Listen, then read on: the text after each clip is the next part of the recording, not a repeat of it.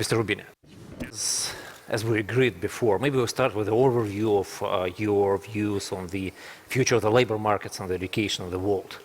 And if you talk about the connection between your forecasts and your understanding of the current economy and your idea of the changes and transformations of the labor market and the education, which you expressed so brightly in the last articles, we would be extremely grateful. Yeah, first of all, it's a great pleasure and honor being here at this great forum. So it's wonderful being in Moscow here.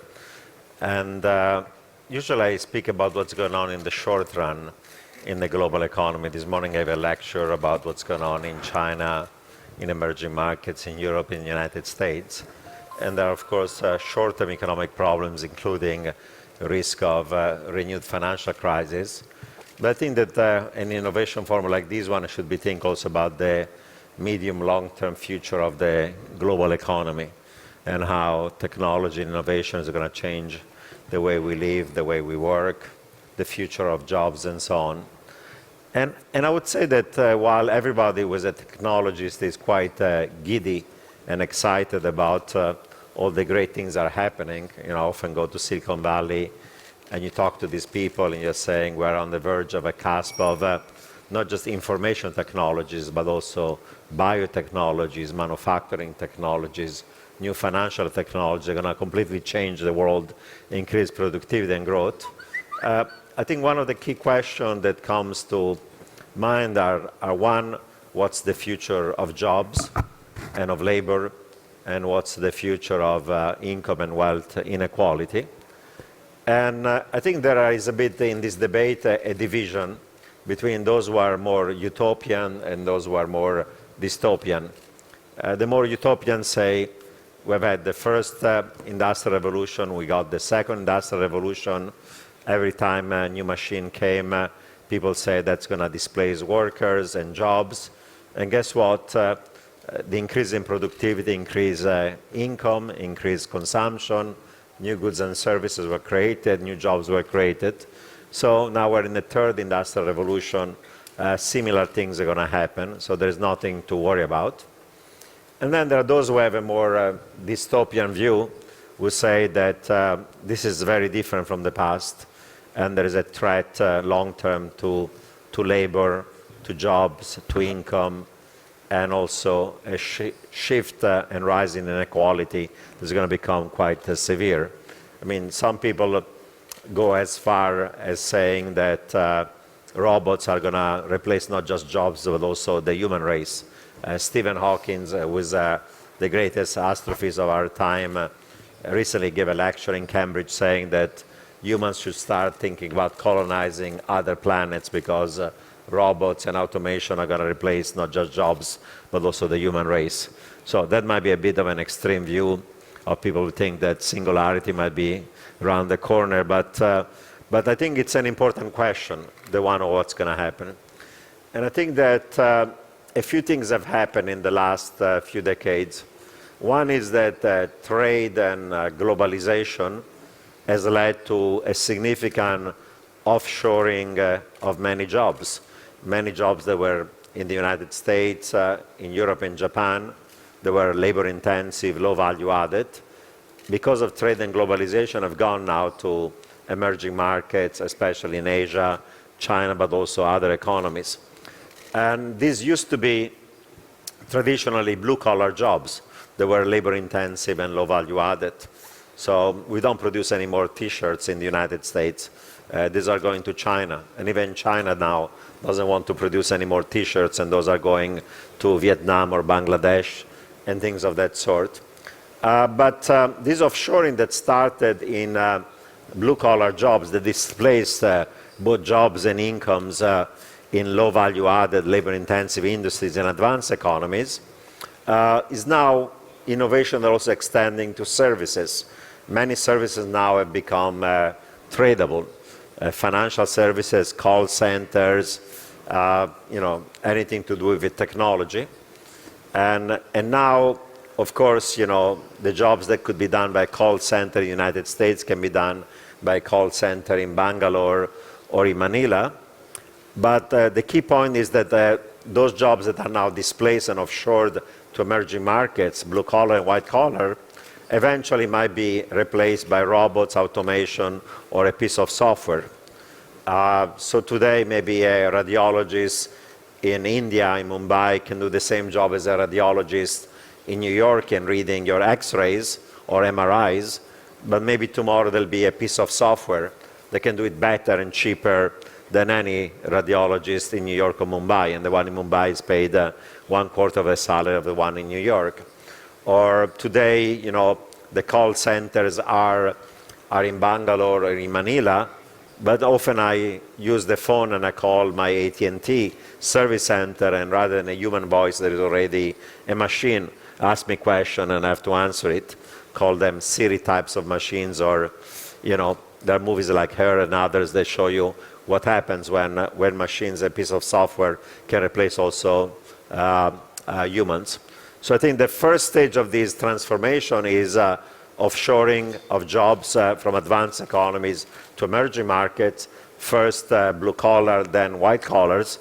But now there is also another shift that means that many of those jobs are going to be disappearing even from emerging markets.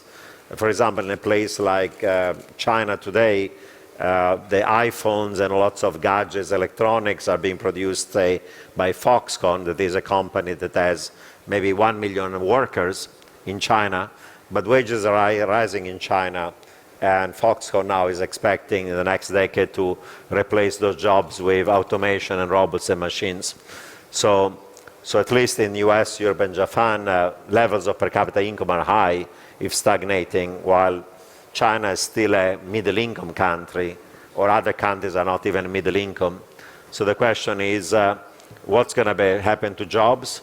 What's going to happen to income? Not just blue collars, but also white collars. Not only low value added jobs, but increasingly technology and software can also replace jobs of traditionally middle income kind of workers. There's a recent study by MIT researchers suggest that up to 50% of all professional categories, most of them white collar, could in the United States in the next few decades be replaced by computers, machines, or robots, and so on.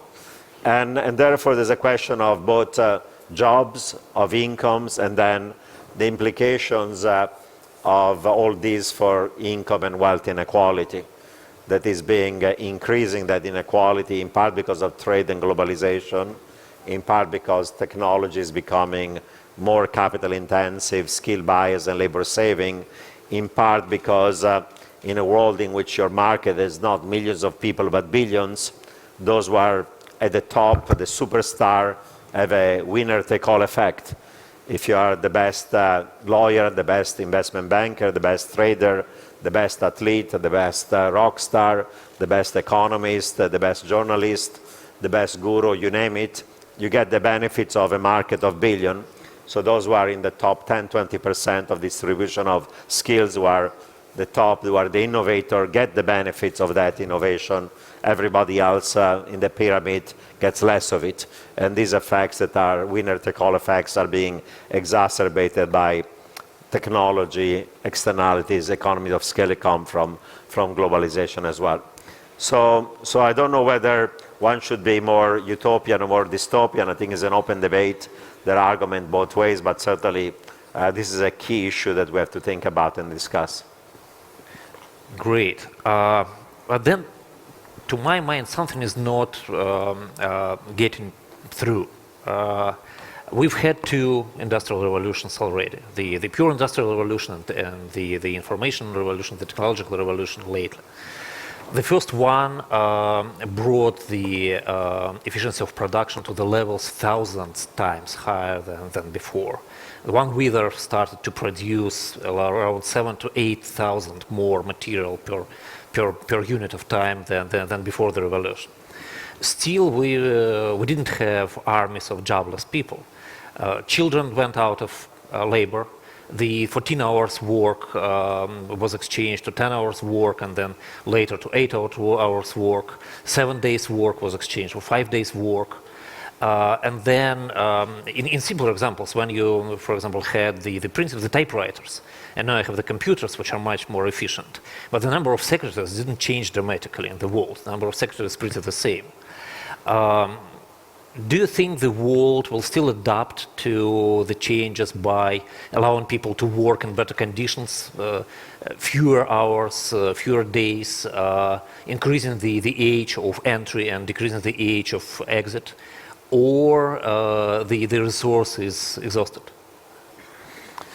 Well, you know, again, the more utopian view of things was expressed already in the 1930s by John Maynard Keynes. You know, he wrote an essay about what will be the future of his own grandchildren. And even at that time, there was, you know, first, second industrial revolution. And the point he was making was that, well, at that point, people were working, you know, 60, 70 hours.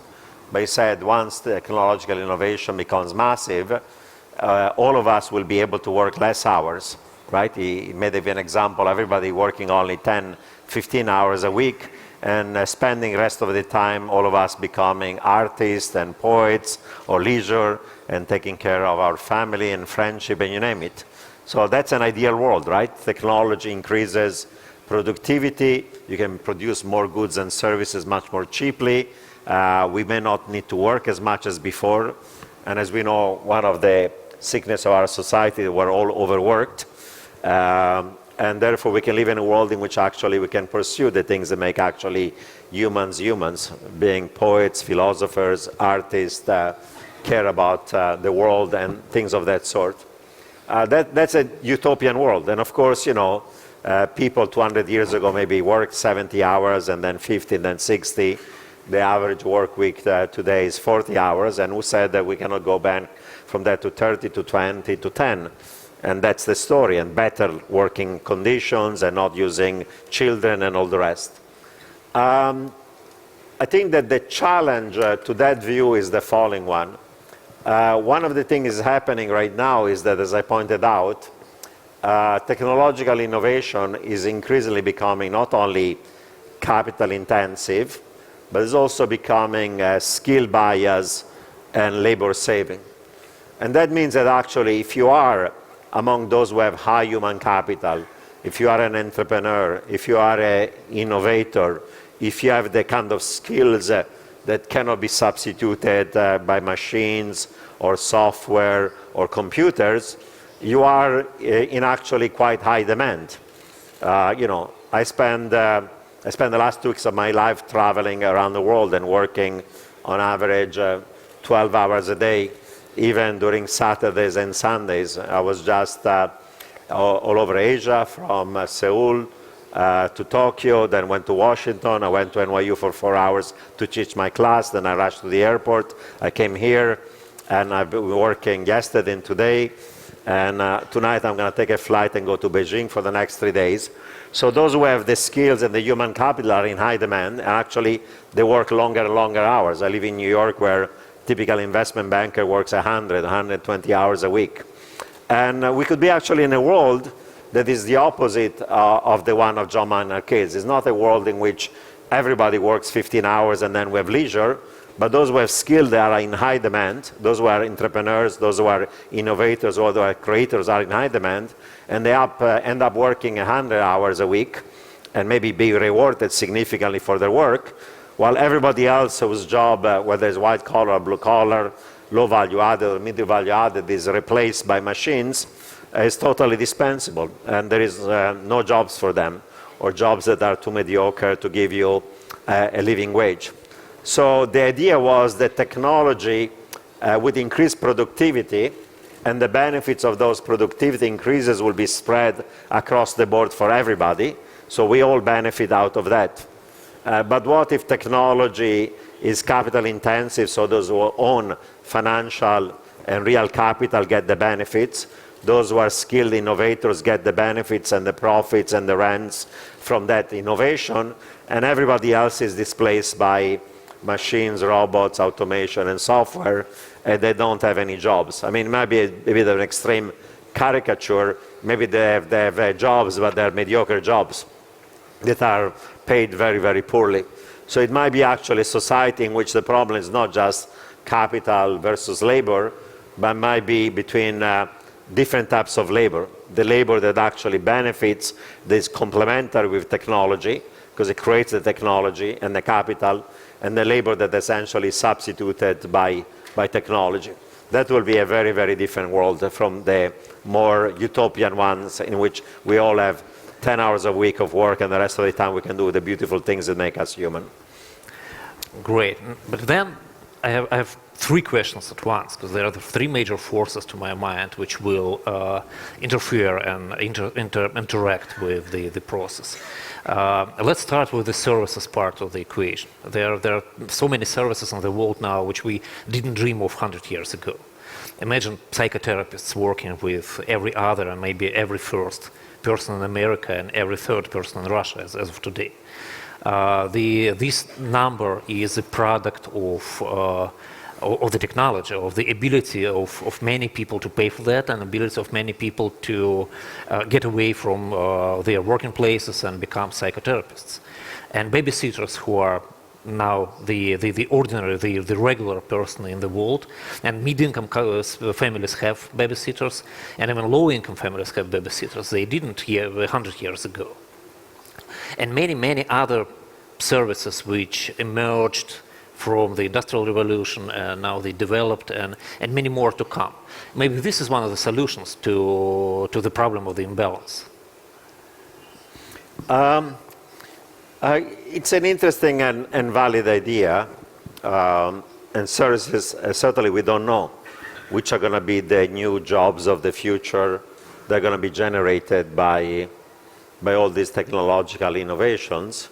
But if we look at the cycle as occurred, let's say, for the last 200 years, of course, 200 years before the first industrial revolution, most jobs were, in agriculture and primary production. And then as there was massive technological innovation in agriculture, we didn't need all these jobs. And they went into manufacturing and industry. And then we created lots of manufacturing and industry jobs. And then when the first and the second industrial revolution came, many of those manufacturing jobs disappeared, because now you could produce more goods and services with less work. And we got a generation of lots of service jobs. And we became a service economy rather than primary manufacturing. But if you think about what has happened for the last 20, 30 years, one of the important things that's happened was initially services became more tradable, so many of them went to emerging markets. But as I pointed out, many of these service jobs now are also being replaced by technology. I mean, I'll give you a few examples. It's great that we can all use e-books, and on these tablets or iPads, being able to download in 1 second any book and for $10 or whatever. But all the jobs that were in the printing industry and distribution of books, and even the bookstores, are gone forever. So it's great for consumers, but tons of jobs have been displaced by technology. Think about jobs in transportation.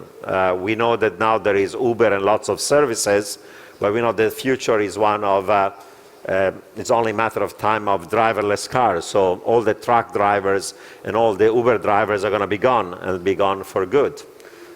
We know there is now talk about e-government, and there's long bureaucracies that are doing nothing but shuffling paper. Now, luckily, you can go and download lots of government forms online and submit them online, rather than staying in line as I used to when I was a kid with a bunch of bureaucrats doing. Those jobs have to be gone forever. Whenever I go to the supermarket now in the United States, the checkout line, I don't have a clerk anymore. I can just do it on my own. And there were labor-intensive jobs that were those that were restocking the shelves with all the foods in the supermarket. But guess what? Now there are robots that are going to be doing it. And all the kind of e-commerce implies that thousands of retail jobs are gone, and luckily I can find those goods and services on Amazon. And for every worker in Amazon, there are probably 10 retail jobs that are being replaced. And soon enough, even the The postman who has to deliver my thing might not be necessary there, because if Amazon is its own way, drones are going to be delivering for us the goods we're buying from there. Or I'm in the education kind of business. Given online courses, what do we need in the United States? 10,000 professors of economics. Maybe you take the top 100 of them, you have online courses. Even somebody living in Peoria can take course from Harvard, MIT, Moscow State University, and great universities of the world. And thousands of those jobs are going to be gone. Or take the point about healthcare, where, as I said, the job of a radiologist in New York or Mumbai might be replaced by software. So increasingly we're seeing a situation in which even in services, tons of services are being replaced by technology, and it's only a matter of time. And people say there'll be all these new services and new jobs and all sorts of other personal services you can provide. You know, some of those personal services are going to be provided also by machines. I mean, I was just recently in Japan, where, you know, there is aging of population. You need hundreds of thousands of people to take care of the elderly. For cultural reasons, they don't want to import immigrants from the Philippines or Indonesia. And now they're creating robots, their personal assistant, they're going to take care of the elderly. And people say, well, these guys don't have emotions and so on. Now they recognize your facial expression. When they're sad, they become sad. When you're happy, they become happy. They're going to become emotionally whatever. So we said that even those personal services cannot be provided eventually by a robot. It's going to be your friend. And there's plenty of virtual friends online of one sort or the other. And people say, you know, that all these new industries of the future are creating new jobs.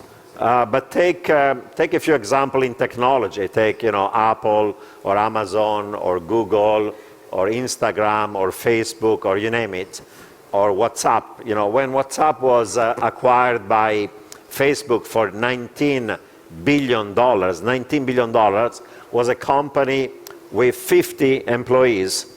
You know, Kodak, that was the photo company of the past, at the peak was employing 150,000 employees. Instagram, that right now does much better than those things, where it was came out was at 1,000 employees. Facebook 3 years ago had only 6,000 employees and so on. And as I pointed out, for every job created by Amazon, probably there are 10 retail jobs that are being replaced by computers and machines and Amazon as well. So we're telling this nice story that there'll be all these great new jobs of personal services that the machine cannot do that are going to be coming out there. It's possible. So far, we have not yet seen it. I mean, it's possible. I'm not saying it's not going to be happening, but I think there are lots of things that are happening right now where the new industries of the future are not labor intensive. If you look at the major internet companies around the world, great, successful, market caps of hundreds of billions of dollars as Google, how many employees does Google have? Or I can give you any example around the world. So maybe it is the future of those kind of new services requiring human beings rather than machines. We'll see whether those jobs are going to come out and where are they going to be. Okay, then we probably can come from another angle. There are still states and the governments. And the governments, and at least the leaders of the governments, are being elected by the equal voting of the citizens of the greater countries, of the developed countries at least. Then when we move through the process, and if we believe the promise of the new world with much less jobs, we will have the governments elected by unemployed people, generally. Then unemployed people will majorly demand the subsidies from the government. They will demand the provision of the good level of living without contributing of their labor to the country. This is there was a different situation from the later 19th century, when the change in the labor productivity happened in the countries where the oligarchs, the big industrial groups, held the powers, and they decided in favor of their efficiency. what would be the effect on the governments and on the behavior of the states and even on the democracy? Yeah, that's an important and difficult question. First of all, I would say, if we do believe that there is a problem, and by the way, if you look at historical evidence, it may be true that eventually those productivity increases create new industries, new jobs, new incomes, and so on.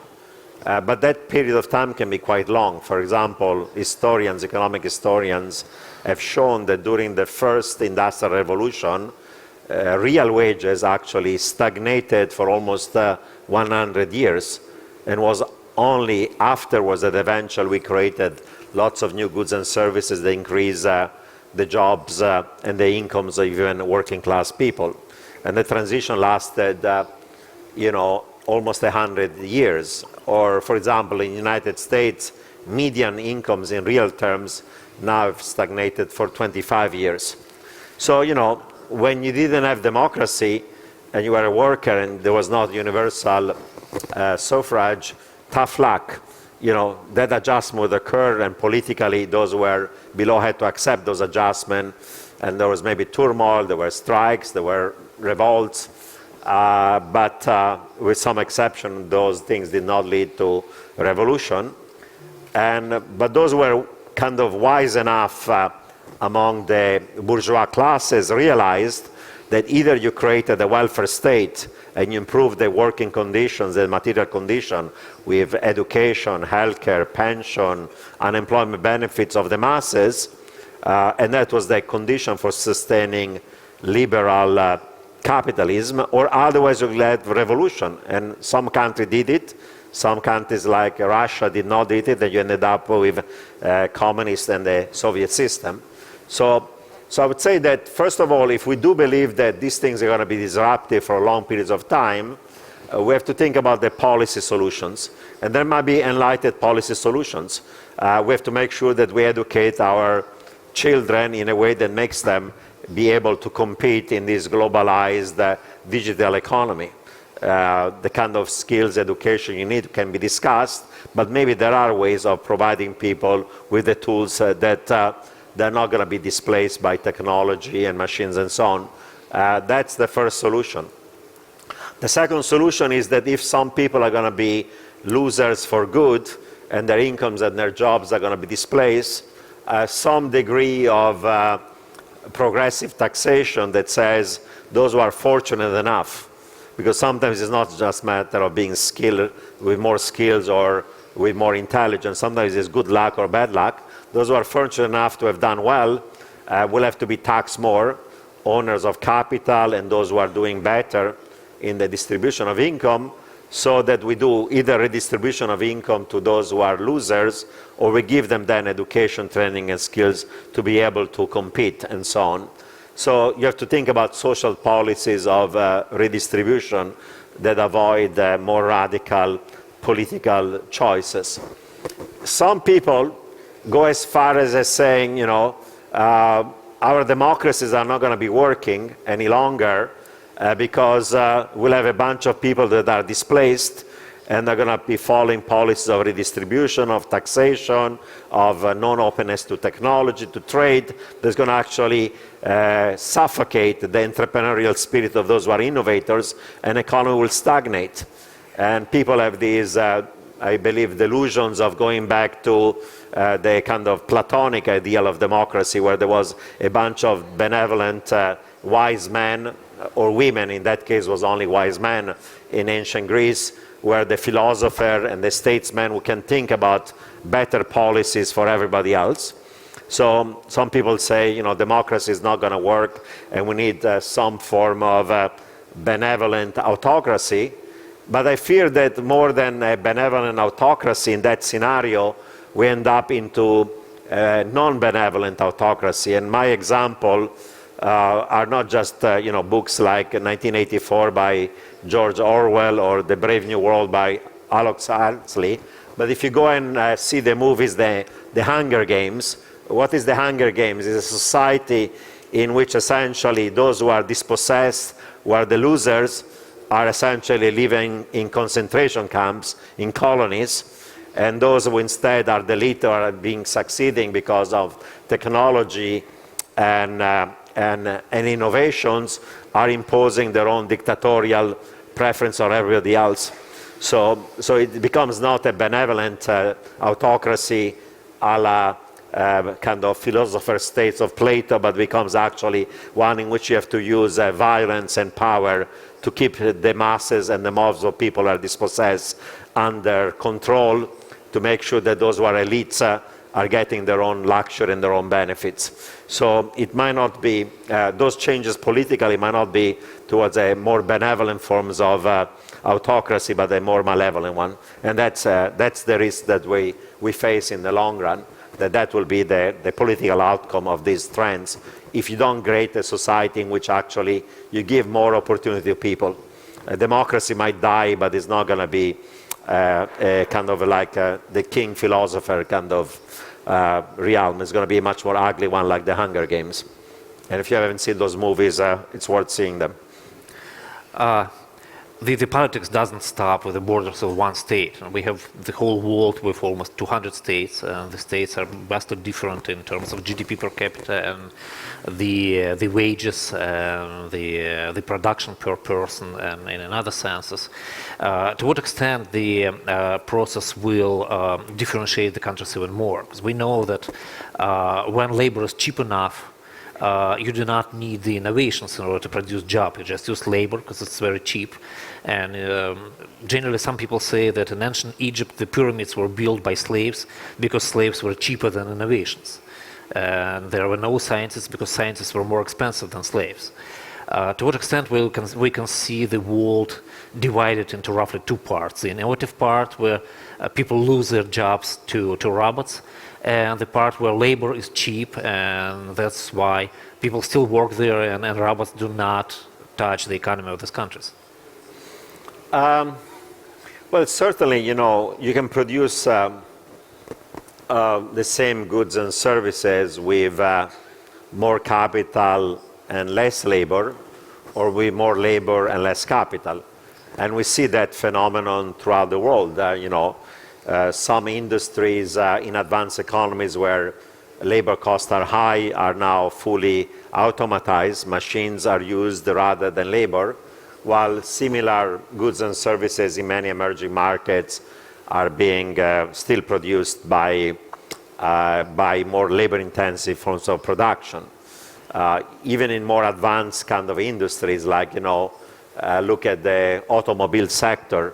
I mean, in some of the emerging markets, probably is still production of cars is slightly more labor-intensive, while in advanced economies today, already the chassis of the car are totally done by robots, and some of the major car producers are going to say even the assembly is going to eventually in the next 10 to 20 years go into robots doing them rather than humans. And that relative cost of labor versus capital implies that the production composition is different. It's always the case historically. So when there is excessive labor supply relative to capital, labor is cheap, production is more labor intensive. When there is not enough labor and there is more capital and labor is expensive, then you use more machines. So those things has always been around and are going to stay with us for a long period of time. That's true, but I would say there are a few caveats that are probably, important to think about it. One of them is that even in relatively, emerging market economies, and I give you the example of China, labor costs have become high enough, and the cost of many machines has fallen sharply. I mean, robots used to cost a fortune, and the relative price of actually investment goods is collapsing very sharply, so that even in a place like China, Foxconn says in the next 10 to 20 years, we can replace a good chunk of these millions of workers with machines and automation. So in a place like China, the question is, are you going to have a process where technology replaces most jobs even before most people become rich, because at least in advanced economies, most people have become rich. That's one factor. The second factor that is at play is that as long as we have trade and globalization, if automation implies that machines can produce very efficiently certain goods, whether it's in advanced economies or in China, then probably the chances for industrialization and growth of manufacturing in many emerging markets are going to be disappearing. I mean, already in many of these emerging markets, the fact that China is such a dominant force implies that there are challenges to growth of manufacturing and industry, and having the industrialization is the typical stage of moving away from primary production. So many countries are not going to be able to go through that stage because the goods produced by machines are going to be so much cheaper than even labor producing them locally, because labor usually is not high productivity if you don't use the best technologies. And increasingly, probably, as I pointed out, there will be also a number of services that they get traded internationally, can be provided also by machines. Services are not as tradable, of course, as goods, and there'll be a whole range of services that are going to remain non-tradable. So I'm not saying that most jobs are going to be disappearing. We're speaking anyhow to process is going to take decades, if not longer. But I think that the question of can poor countries go from poor to middle income, let alone from middle income to higher income, and not be trapped in a middle income trap, those questions are going to become more complicated in a world in which technology produces very cheaply goods and services, and those innovators are going to have a comparative advantage compared to those who are not. And therefore, the opportunities for economic growth and recovery are going to be challenged for those who are behind the curve. I think we don't know what's going to be the outcome of it, but there are question marks about something like that as well. Okay, let's go again from top to the bottom and start with the states.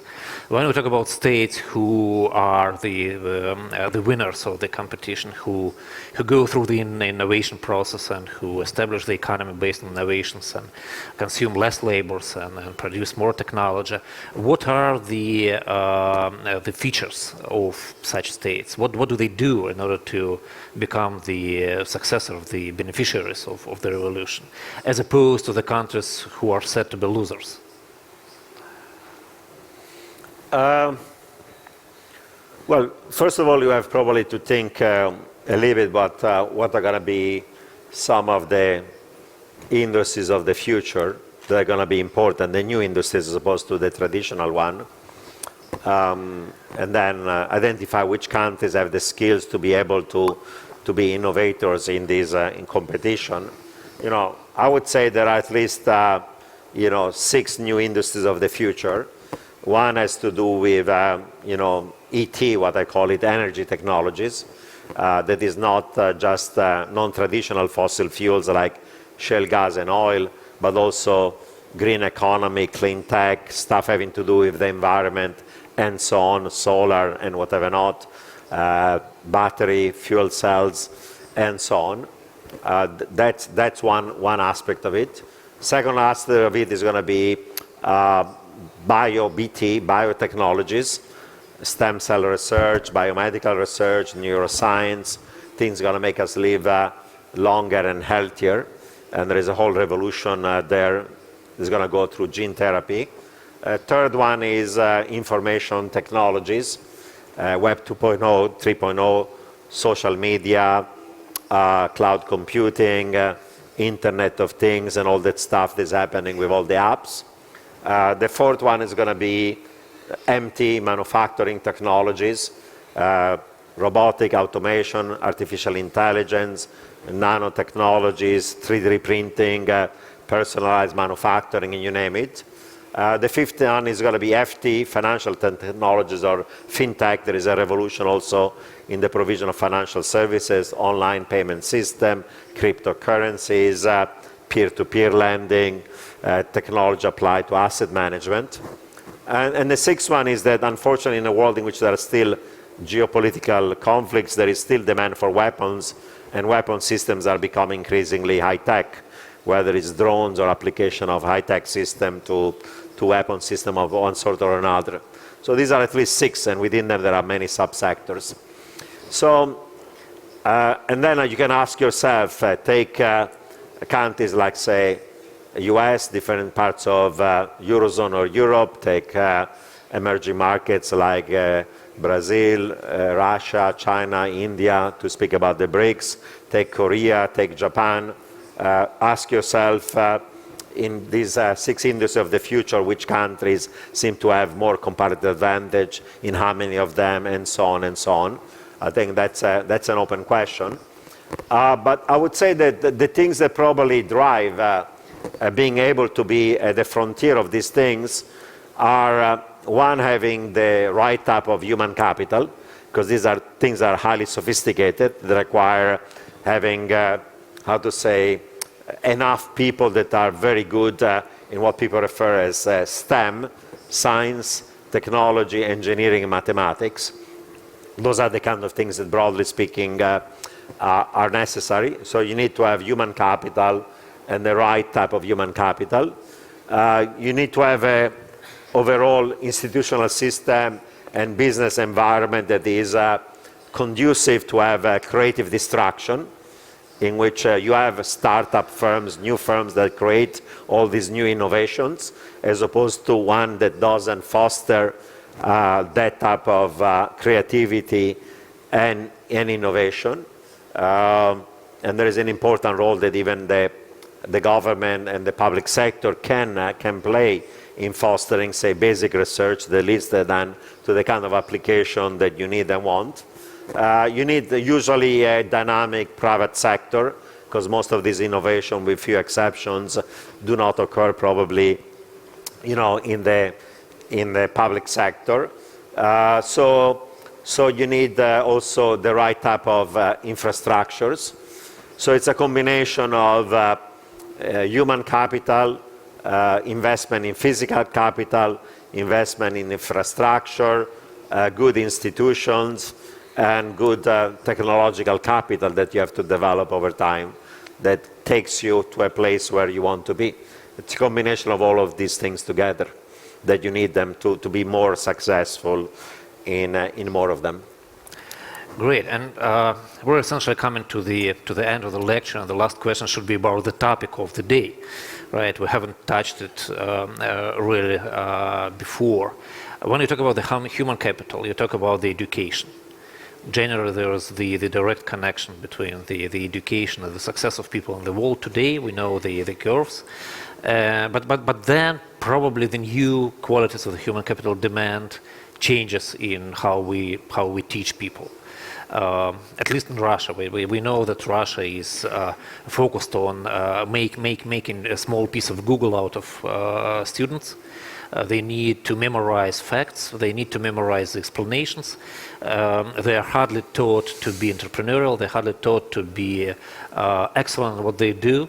They're hardly taught to think, to challenge, to compare. I know less about the American education system, but then probably all of them look pretty much alike. What do you think about the changes necessary?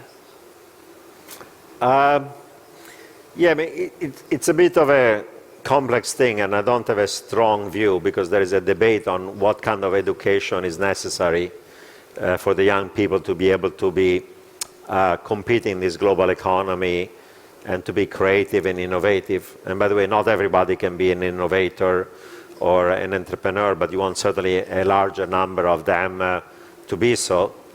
And actually some societies in the past have been able, like in Switzerland or Germany, to be quite successful in vocational training by telling people, we need a X number of mechanics or of these kind of things, as opposed to going to college education, and providing actually economic opportunity like this, even if with creative distraction, entire firms, industries are appearing, disappearing, maybe traditional vocational training may not be as successful as it's been in the past, because technology is going to change many things.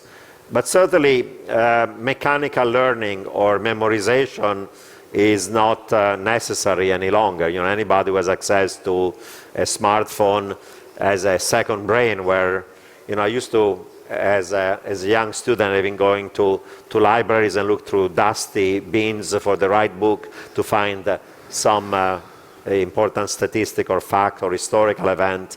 And right now all those books are on Google Scholar, and any kind of question you can ask on Google or whichever search service can get an instant answer for it. So memorization by itself is not critical, because the knowledge of stuff that we need to know, facts, can be found at a click, literally as well. I think that critical thinking, creative thinking, working with people and not just individually, because a lot of work is now ideas about crowdsourcing and working together as opposed to individually to get the best idea. A more flexible, liberal education where people can really be open-minded. You know, nobody's going to have the same job forever in the same company, in the same sector. You'll have to change jobs 10, 20 times in your lifetime. Traditional job category is going to change. So something that is too specialized is not going to be sufficient. So it's going to be a digital economy, it's going to be an information economy, it's going to be a knowledge economy, it's going to be a creative economy, it's going to be a more entrepreneurial economy. So you have to have the mental flexibility to be able to resolve different problems and do them in a way that cannot be replaced by a machine. Those are going to be the kind of things that give you probably an edge. And of course, in every society, if we're going to have people who can also generally know more about science, more about technology, more about engineering, more about mathematics and things that are having broad application in the technology space, that's going to be important. But sometimes the most creative people are those who come actually from the humanities, knowing how to think, know how to challenge authority, knowing how to be a philosopher, knowing to be an artist. Even a liberal arts education that is creative enough can give you that kind of mental flexibility to go for the industries of the future.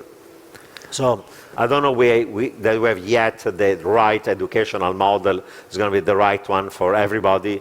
Depends also on your skills and opportunities, and a lot of thinking has to go. Will we be in a world in which online education can really replace traditional education? Should we think a model in which people spend 12 years in K-12 education, then 4 or 5 years in college and then graduate school, or will start to learn before and work before? You know, in the United States, lots of kids today don't even want to college. They want to start their own startup because they see Bill Gates, who dropped out of Harvard and started Microsoft. They think about Mark Zuckerberg, who dropped out of Harvard and created Facebook. And tons of them want to go to Silicon Valley and create the next startup of the future, because if they have the right app, the right idea, you could be a billionaire by the age of 24, like this kid who created Snapchat or Instagram and so on. So maybe it's a world in which we have to teach kids to start creating stuff while they're already in school and becoming entrepreneurs and start to work when they're in school, rather than thinking about a piece of life, 12 to 16 years, where you study and then you start to work. Because even when you start to work, you'll have to learn and learn again. Education doesn't stop once you finish college or you graduate degree, but being creative doesn't start after you've done primary school, secondary, and after you've done your undergraduate studies and a master. You have to start produce and think and create before. So it'll be probably a different model in which you learn throughout your lifetime and you work throughout your lifetime. And that might be a better model than one in which you don't even start having your first job until you're in your 20s. That might not be the best model for the future. Great. Thank you very much. I know that you need to hurry up to get to a plane because the roads in Russia are not that innovative. You will spend much time before we leave, and maybe you give a short and quick answer to the question which I essentially sent to you as the major question here. With all that speech about the innovations and adoptions and changes in life and whatever, don't we overestimate the new wave for the innovation? What are the evidences that we are really at the verge of the new or the third wave of the Industrial Revolution? Or maybe it's just we talk about that because we like to talk about the innovations, and the situation is not that serious. Well, there are two views. One says, life has not changed very much, We are still driving cars and, there are fancier cars than before. The new versions of new computers don't make us think faster, but they're the same as before. Lots of these apps and gadgets are not changing anything. So world has not changed very much. But I think that some of these changes are going to start to become exponential. The Moore's law that applies for computing power could be also applied now to artificial intelligence. I'm not an expert. I talk to some of these people who are experts. Some people say we are 25 years away maximum, about 5 innovation away from singularity. Singularity defined by having thinking autonomous machines.